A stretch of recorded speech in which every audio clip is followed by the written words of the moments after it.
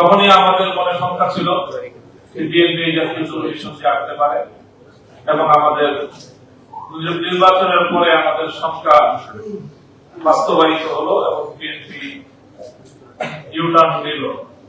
BNP পল্লী মারল, এক কথা বলতে শিশির মনির ভাই প্রশ্ন তুলে গেছেন যে কেন বিএনপি জুলাই বিপ্লবের কথা বেমালুম ভুলে গেল।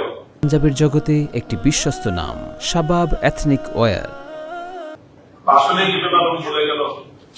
আমার কাছে এটা পরিষ্কার উত্তর যে হ্যাঁ, বিএনপি জুলাই বিপ্লবকে ভুলে যেতে চায়। শুধু ভুলে যেতে চায় সেটাই নয়, বিএনপি ভুলে যেতে চাইলে কখনো সমস্যা ছিল না।